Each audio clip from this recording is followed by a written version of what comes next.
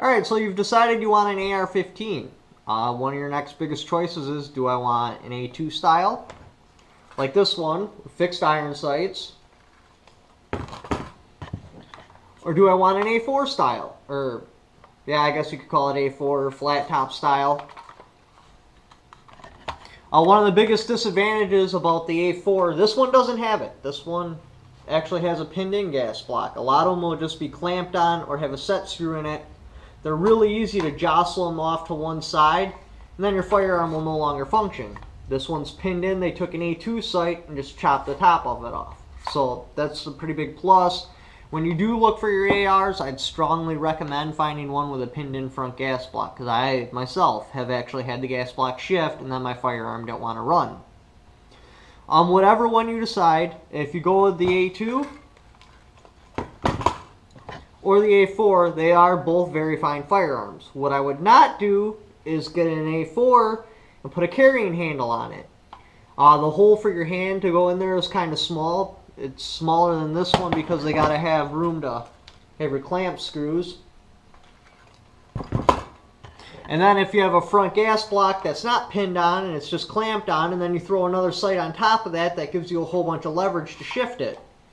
If you go with an A4, I would dedicate to running some sort of glass, whether it be, a magnified optic, red dot, what have you.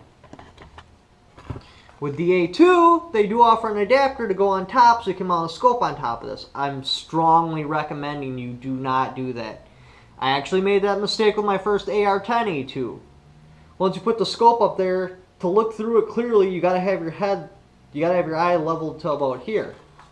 So basically, you're using this kind of cheek weld, which isn't a cheek weld at all. It's more like a bottom of the chin weld. And if you know anything about parallax, the slightest movement with your head back here can equate to feet, even at 100 yards. Yes, you can get scopes where you can dial out the parallax, but usually people don't do that with an AR style rifle. This is more of like a pop, pop, pop, pop. I definitely would not buy an A2 if you plan on running some sort of glass. The cheek weld's just way off. These particular models are Bushmaster, so things may vary between, brands. These two, they do have a different barrel. This is more of like a pencil barrel, slightly skinnier. This is your M4 style barrel. Both these do have bayonet lugs on them, but because this is the carbine length gas system with a 16-inch barrel, if you put a bayonet on here, it wouldn't work because the ring for the bayonet would be way back here. Typically with the carbine length, if you want to run a bayonet, you got to have like a, I think it's an 11-inch barrel or 10.5 or something like that, and then it would fit on there right.